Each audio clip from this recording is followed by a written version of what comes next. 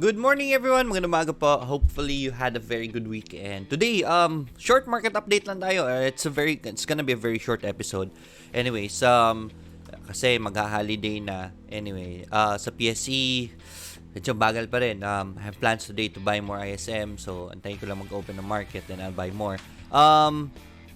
Gold, on the other hand, sa international market, not stocks. And stocks are looking grim, I think, because of gold. Si gold, has reached 177 this morning, kanina umaga, so sobrang taas. So, galing. Congratulations sa mga nagtatrade ng gold right now. With that, look at ARFI's performance. And si ARFI, our co-speaker, this March 7, his trading performance already 707% for February. Imagine that, kung may 1 million ka, which ARFI has, tapos nag-increase ng 700%, that your 1 million became 7 million in a month. Ganon kalaking pera ang meron kay gold ngayon. So, yes, amazing. And hindi lang 7 million. It turned 8 million kasi 100% lang alone is yung 1 million mo naging 2 million, 'di ba? So, your 1 million became 8 million in this situation. Yung 100,000 mo became 800,000 in this situation. So, guys, gold, trade tayo ng gold. If you want to learn how to trade gold like Arfe, yan, he's focused on gold. If you want to learn how to trade gold, then go to my Facebook page. Andyan po, pinakaunang post po yan, makikita ninyo. There's a registration there, or here in the video description, there's a registration link here for the webinar. Please register. Huwag niyo po sasayangin yung opportunity. If whenever a successful trader like Arfe talks and shares his resources, yung process niya, everything, his journey, you should listen to him. Our goal as a newbie when it comes to trading is to develop our skills, and what is the best way to develop our skills is to listen and follow those who are already doing good, right? So yes, huwag niyo po sasayangin yung the webinar is for free. So, wag mo po sasayangin yung opportunity. Let me just turn this down. Right. Again, today's gonna be a short market update lang. I'm gonna go to the comments really quick. Francis Vailan, good morning. Sir Lloyd Edgar Galang, good morning. Sir Lloyd, nakachupit konti kay gold. Haha, parang descending triangle na siya. Alright, so after this solid move, it should be, we are expecting for gold to, we're expecting gold to do a pullback. Sobrang lakas ng galaw na ito. Let me open pro charts. Let me load my chart layout really quick. Right, so gold right now, sa 5-minute chart niya, nag-break na ng MA20. So, yan na yung pullback na ina-expect natin. So, huwag niyo po hahabulin muna. So, the 5-minute chart is doing a downtrend. The 4-hour chart niya, pullback pa. So, we don't have any entry right now. So, our possible entry for this one, abangan natin si gold na dumating. This is for day trading, okay? So, since it's doing a pullback, the next support that we're looking at is the line.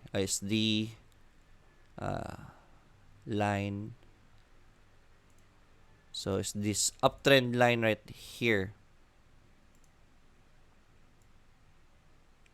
This is the uptrend line right now. So, abangan natin dito. This is the first support that nasasaluhin natin si gold. So, when you transfer to 5-minute chart, that line is gonna show right here. So, dito natin aabangan muna. So, pababain muna natin si gold. Masyado malayo yan. Right? So, 5-minute chart, there's a possible support here. But, then again, on the 5-minute chart, there's a possible support here.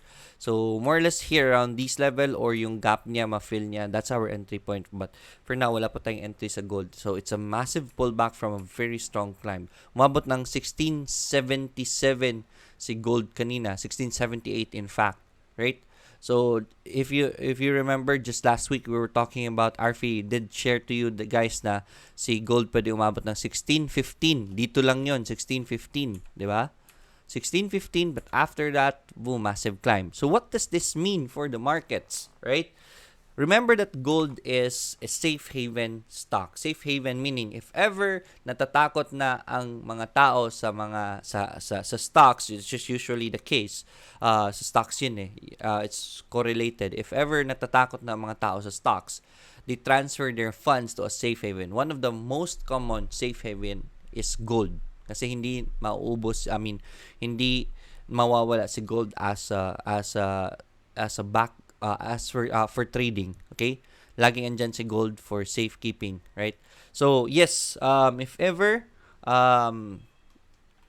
gold rallies, there's something up with the world market. And with the world market right now, which is sobrang taas na, nakikita niyo po, let me show to you sila Apple last Friday dropped 2.26%. Sobrang laki ng mga drop na yan. Google for blue chips na ganito na bumabagsak ng tig to 2%. My first 4 stocks na tinitingnan dropped tig to 2%.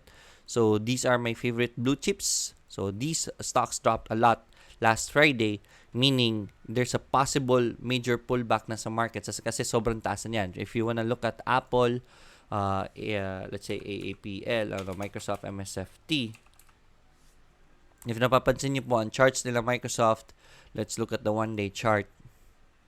Sobrang taas na yan. And then there's the massive drop right there. We're seeing lower highs already. MA20s right there. That's the uptrend line right there. If ever ma-break pa yan tonight, then that's already a collapse of the trend. So we are looking at a major pullback sa stock. So I will say iwas na muna tayo sa stocks.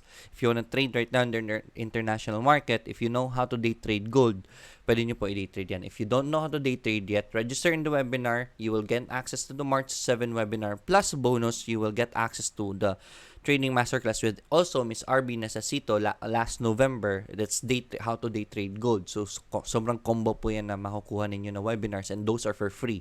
All you need to do is create an account and register to the webinar link andyan po sa video description. Make sure you use my link when you create an eToro account. Yun lang po ang bali exchange po for the webinar. Okay? So stock market, with that saying, stock market, we are looking stocks are looking grim for me. I would say magpo-pull back na ang market in the next coming days, right? Kasi sobrang mahal na ng international market. Sobrang mahal na ng US markets. Plus, gumugulo pa ngayon ang COVID, 'di ba? So, COVID-19 is making issues right now sa nagkakaproblema pa ngayon kay COVID-19. Taka lang nga, hindi ko napansin to. Pag nagla-live ako, natatakpan pa rin yung mukha ko. I wanna transfer this in the chats here. Yan, I think mas maganda pa ganyan. Alright, so yung logo ko, transfer ko sa baba. Sorry about this. I just wanna fix this really quick. Yan. Mas maganda yung kalbo na sa taas. So, stocks, stay away. Possible po na mag-major pullback, especially right now na grabe ang daming na apektado na countries, and South Korea is getting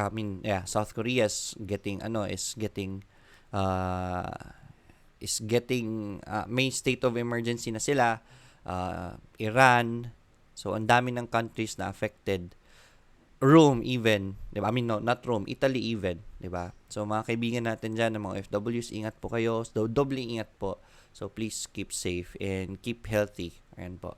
So wag muna maglalabas-labas to lessen the risk of contracting the virus. Hindi natin alam ano pa na mangyari. But because of the scare, Apple most probably is greatly affected, right? AAPL is greatly affected. And so we are expecting for Apple to drop already. Yung earnings nila nag-drop na, and I think this is gonna be a big drop for Apple. So if you wanna bet, low risk pa naman yung position niya ngayon, you can short sell. I will recommend short selling Apple para at least may kumita pa rin kayo if the market is pulling back. So isa yan sa pinaka-affected ngayon si Apple. Sobrang baba ng earnings nila because of what's happening globally. So we're expecting already stocks to go down. Iwas na muna sa stocks, right? Gold is the gold and crypto is gonna be volatile the next coming days, weeks even. So if you wanna look for an avenue to trade, I will recommend looking at gold and cryptocurrency. Maganda po i-trade doon. Okay? It's just that it's really hard to trade cryptos right now kasi wala siyang gaanong fundamentals behind it. So it's purely speculative. That's why I like gold more. If I will strongly recommend trading gold instead kasi mas solid ang fundamentals dito. So trade po tayo ng gold, right? I'm gonna go to the comments. So yun po yung update natin for the market. Today is gonna be very short only kasi medyo busy kami ngayon. I'm gonna be very busy today. Pero I'll do this the best I can pa rin. Right, coming weeks, meron nag-request sa akin, nag-send siya ng message sa akin na, Sir Lloyd, can you talk more about Forex? Sige, this week, that's one of our topics. I'm gonna introduce you to Forex. What are the factors behind it? How do you deal with Forex? So we'll talk about that also. Yan po isa, most probably tomorrow. Yun yung topic natin ngayon. Magandang morning, Sir Lloyd. This is from LRC Trading. What do you think about MPI? PSEI. Teka lang ha, load chart layout lang ako. What I think about MPI, mura na siya ngayon. It's just that I'm expecting the market to drop even more, right? I think the markets are gonna drop even more. Sobrang mura na the MPI. Kaso nga lang, Tidora market eh. Pero there's a big volume yesterday of buying, so this could be good. PSEI, I will tell you, I will not recommend for you to trade PSEI right now. Huwag niyo po ito-trade ang PSEI. The best strategy right now for for PSEI stocks, especially the blue chips, is accumulation lang po. On the support levels, you buy some. Konti lang ang bilhin nyo. For example, you have a budget of 100K. Let's say 10% to buy some right now, then buy some again on the next level of support kasi wala pa namang volatility ang market. It's not a bullish market, no need to go aggressive, meaning wag nyo muna lagyan ng malaking pera. So just keep buying on the support levels. 10%, another 10%.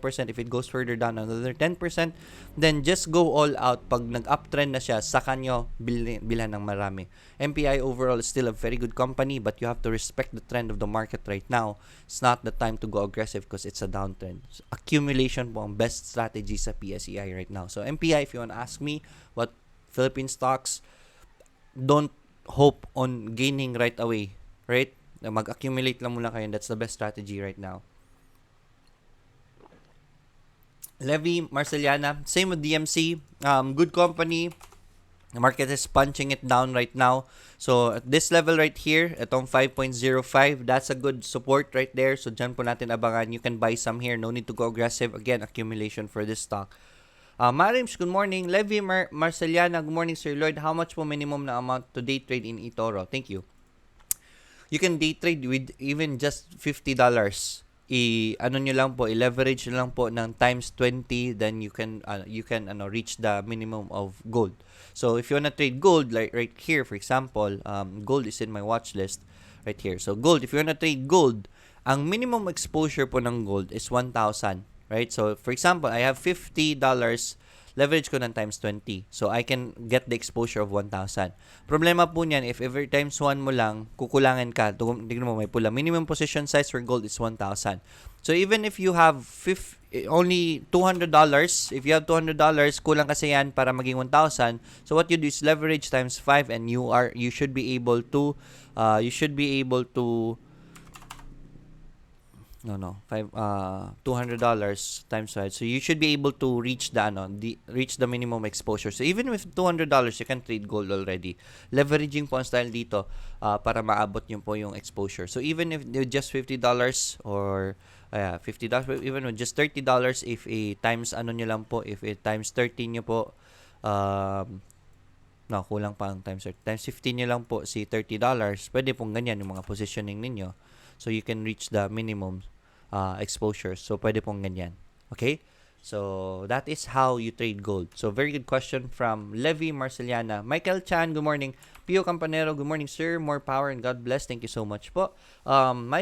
Michael Sarmiento, good morning, sir. Good morning din. LRC Trading, Boss Lloyd, magkano starting capital sa eToro? Starting capital is 200. That's the first first investment ninyo. Pero huwag mo muna lagyan ngayon. Pero kung gusto niyo na po mag-trade, you can do that.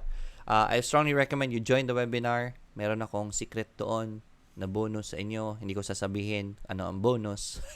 Pero yes, join the webinar. Register in the webinar. Once you registered, you will be able to get the bonus. Bekatangan, Sir Lloyd, good morning po. And insights kay ISM and IMI. I'm gonna be buying, I'm waiting for ISM bounce. So if ever mag-bounce sa ISM today, I'm gonna be buying some. Sobrang mura na ni ISM. And again, please, look at it on a long-term process and respect the trend. Downtrend po yan, so wag po maraming ibabuy more if magbabuy more kayo. ISM, right now, si dito, company on a downtrend, no fundamentals for the company yet, so it's somehow speculative, but doon tayo makita sa speculations in the future, diba? So habang mura pa, if you think the company has a very good future, we're looking at it for long term. For short-term trading, no, don't get in yet. Huwag muna pumasok. Right? For accumulation lang ang recommendation ko kay ISM ngayon. So it's a downtrend siya and it's speculative and the market is really it's not the time to speculate in this market. Okay? So if you wanna buy some, just buy some. Konti lang, napaka-konti lang ng budget.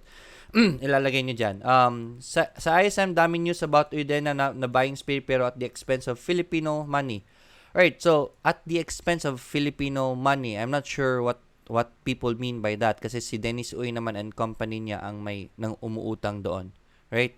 And when you're buying when you are starting a business, borrowing money is crucial, right? Leveraging po ang tawag diyan.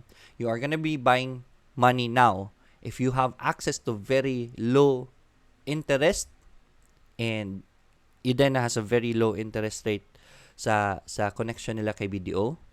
And in the future, he is gonna be if you're gonna be earning a lot of percentage compared to how compared to your interest, that's not bad debt, right? And hindi po pera ng Pinoy yan, pera ni Dennis Uy yan. I'm not sure why people say at the expense of Filipinos' money. Is it because of the stocks na binibili natin?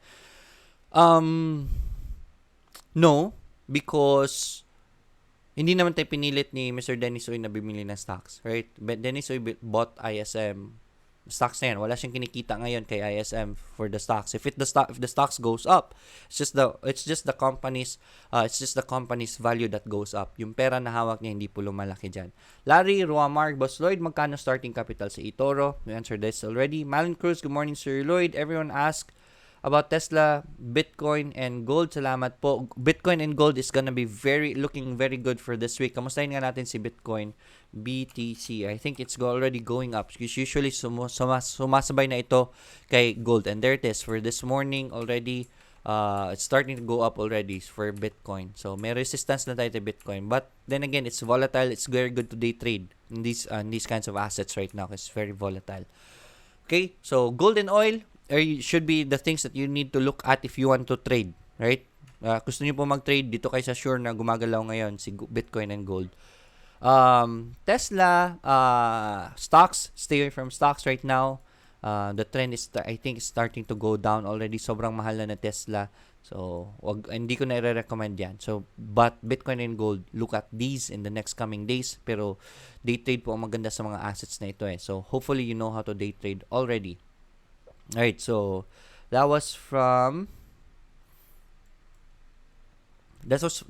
Alan Cruz. Alan Cabalar, good morning Sir Lloyd. I only check oil, Apple and Amazon. Thanks Apple, we checked Apple already. Sobrang pangit na ng galaw niya. It's starting to break MA20 already, and then may nasa resistance tayo. So I think Apple is gonna tapos na yung climb ni Apple. It was a very sharp climb already. About time na. Kasi ilang beses na ito nabibreak ni Apple ang MA20 eh. So, if you see 1, 2, 3, 4. So, 4 instances that Apple has broken MA20. So, I think tapos na talaga ang uptrend ni Apple. I would short this with the earnings of Apple right now. I think babagsak na yun si Apple. Oil right now, hindi gumagalaw ang mga tao, walang travel ang mga tao, so oil is dropping, right? The demand for oil is dropping, walang gaano nagta-travel, ang daming travel bans, hindi lumalabas sa bahay ang mga tao, so oil demand is lowering. That's why oil prices are dropping. So supply and demand yan. Dumadami ang supply pag maliit ang demand, kasi konting bumibili, ang daming stock doon, and then that's the reason why you're seeing oil drop right now, right? So oil is on a downtrend. Short selling for oil if ever marunong kayo mag-day trade kay oil. Loris Foxon, good morning. Kim Samson, lot of opportunities to short. Yes, sobrang daming opportunities to short in the stock market, international market. Shout out, Boss Lloyd. So, break the cycle. Hello, Boss Lloyd. Hello, boss. How about oil? Do short sell? How about oil? Do short sell ba? Yes, you can short sell oil. Just click on S right here. And then you can short sell already. Nasa sell na kayo. You can short sell oil. Pero tingnan niyo po ang 4-hour chart kung naka-short, for if you wanna day trade. So, on the day trade level, yes, pa-downtrend na siya. So 5-minute charts, you look for downtrend signals, right? So, pag nag-break ito ng support, then look at the gap down of oil right there. So sobrang downtrend si oil right now. Right? So short selling positions for oil right now. Huwag kayong magbabay muna ng oil. Mary Scanavides, good morning po from Australia. Good morning po sa inyo dyan. John Mark Sarsaleo, good morning Sir Lloyd. Paki-review po Bloom. Right, let's check out PSEI, Bloom. Alright, so again, I want to tell you my recommendation for PSEI. Lessen your expectation of gaining in trading right now, especially the international market is dropping. So affected po tayo pag nag-drop ang international market. So we're expecting for the market to drop also today. Okay? So Bloom, meron tayong magandang support, possible support dito kay Bloom, but overall is on a downtrend. Wala pa tayong signal talaga kung sideways na ba si Bloom. So konti ingat lang muna kay Bloom.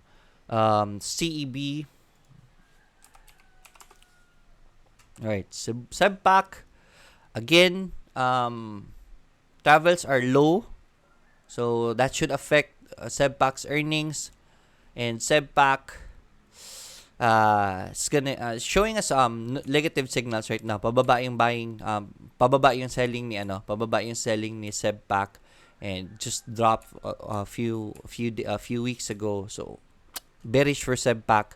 I will not recommend Seb for trading also right now. CHP. Ito si CHP, at least si CHP nasa baba na. Sobrang mura na. So, CHP starting to give us good signals right here. I would say, yeah, if you want to trade CHP, ito isa sa mga magandang i-trade right now because we have supports that are confirmed, and we're starting to see higher highs from the previous high and higher high na, and we're seeing higher low. So, yeah, this is good. CHP, kung gusto nyo i-trade, ito mas malaki ang chance, sobrang mura.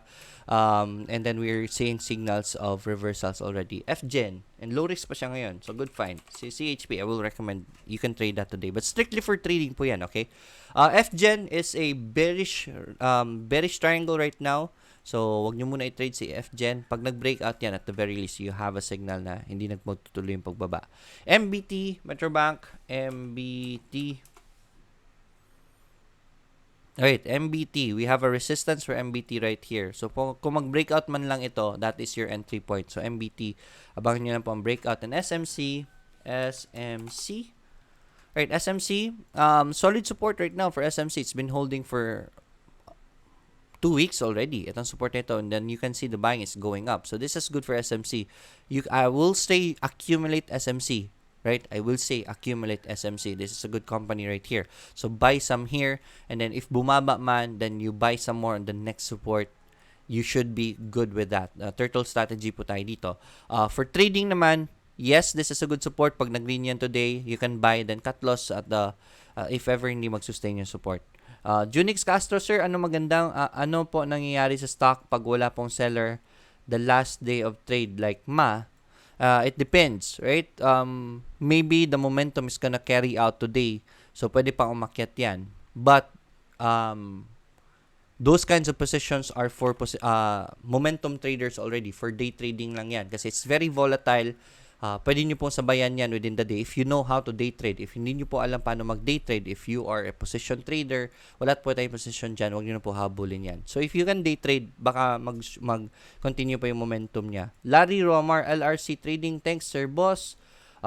Thanks, Boss. Sir Boss tuloy. LRC Trading, I'm not sure what LRC is. Is it a stock?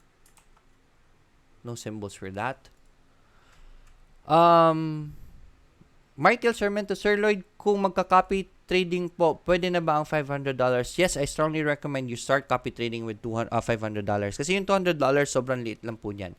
If you see yung mga yearly returns, average yearly returns, may post akong ginawa nito. Average yearly returns last year na mga top copy traders is 29%. Let's meet in the middle, 20%, right? Yung kung na-copy nyo, 20% ang nag-gain nyo. So, if you only put in $200, that's 10,000 pesos. Ang 20% niyan is 2,000 pesos only. Napakaliit lang ang gain nyo. So, I will recommend $500 para at least mas substantial naman yung gains ninyo. Okay, but yes, you can start with 200. I strongly recommend starting with 500 to 1,000. Robert Castletort, morning sir. MRC please. MRC. Let's check out MRC. So not MRV. MRC. Nasensya na, hindi ako makatype na maayos. Uy, ganda na support na MRC ah. Right, so support for MRC is right here. Problema ko lang is binablock yung MR na, hindi naman saan naman yun, Makati naman to. So wala naman problema sa Makati. MRC, solid support right here. There's momentum on these support, so I would say yes, this is a very good support right now for MRC. Trading, this is a good find. Pwede nyo po i-trade yan. Hopefully the support will hold. Albert Legarta, good morning po sa inyo. Morning po sa inyo dyan, nasa Rome. Hopefully, okay lang kayo dyan. Yung mga nasa Italy natin, mga kapatid. So, ingat po sa inyo dyan. Joey Athan, RFA, 1976. RFA is here, guys. So, RFA, sobrang yaman na ni RFA ngayon. Nag-withdraw pa nga siya kanina sa eToro. Nag-post siya. RFA, congratulations with gold today. Guys, RFA, if you want, please follow his page. Ilang beses na yan nag-post today. Let me search for his page. Yeah, so no, not RFA Gavillanes. RFA, pinalitan mo ba Pinalitan mo yung page mo? Can't find your page. RFA e-trading hub. I can't find RFA's page. Alang ha. Because I want you to follow his page.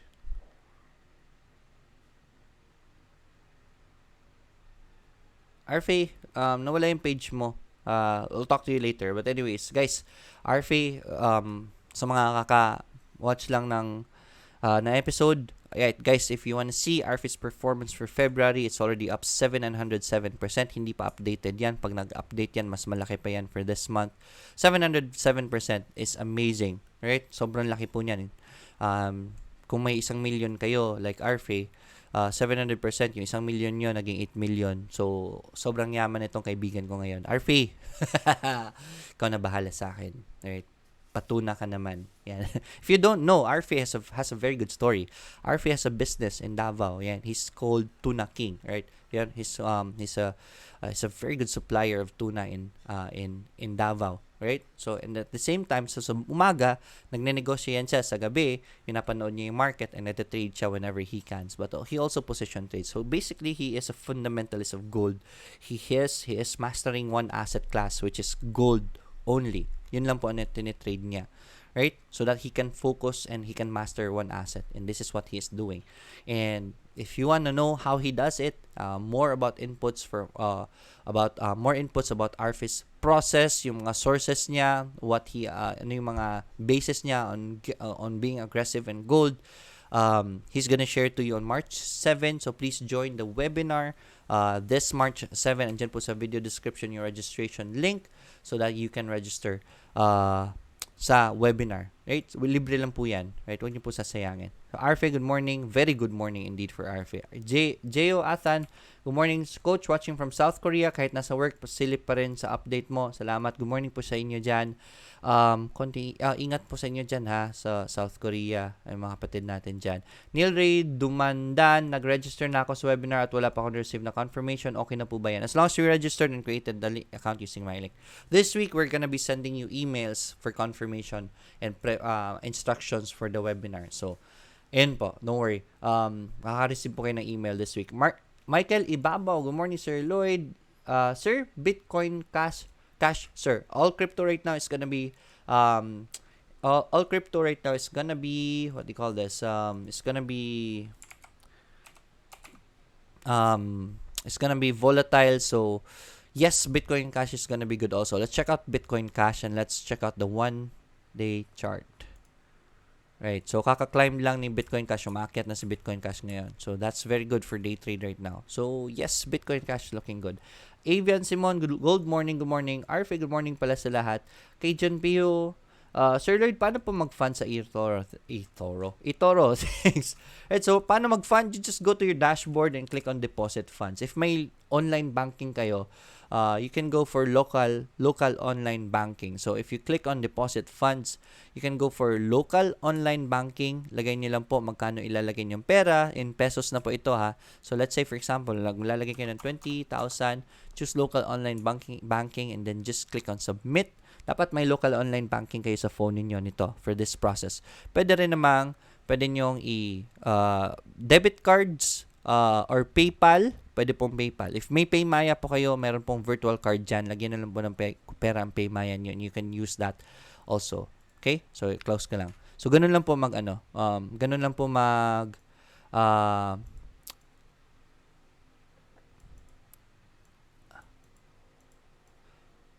ganun lang po mag-add ng funds. Larry Romar Nobos, ako din po, yung LRC Trading Company ko yun. Oh, I see. Okay.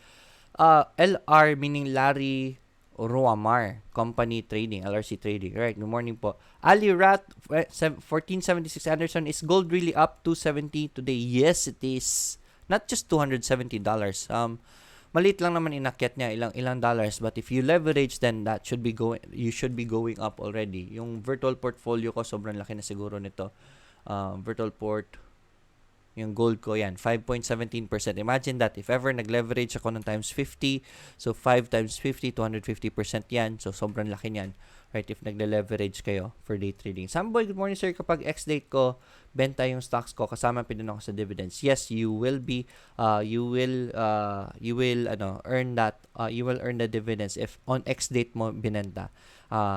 RP 1976 closed po. I see. Cecil Pange, good morning sir. Good morning din. XRP Golden Cross today. All right, I don't look at Golden Cross, but again, crypto is gonna be looking good this coming week. So, tignan nyo po, day trading for this one. So, I don't have the Golden Cross set up on my chart right now. But I think all crypto is gonna give you positive signals right now. So, yes, XRP is looking good also. That's from Melinda C. Alright, so, yan po. Again, just to summarize today, stocks are not looking well. I will recommend staying away from stocks for now. Kung gusto nyo pong kumita sa trading, look at gold, look at crypto. They are gonna be very volatile right now. If ever matuloy man na bumagsak ang stocks, tatakbo ang mga tao sa safe haven na mga assets. Number 1 po dyan sa safe haven asset is gold. I created a video about that. Pag nagka-crash yung market, nagpo-pullback, anong mga assets ang umaakyat? Isa po si gold dyan. So, tingnan nyo po si gold.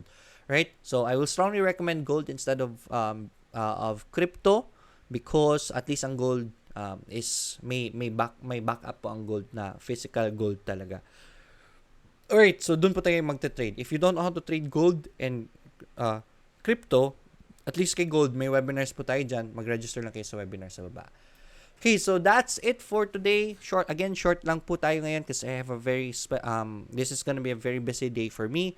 But I hope may natutunan po kayo.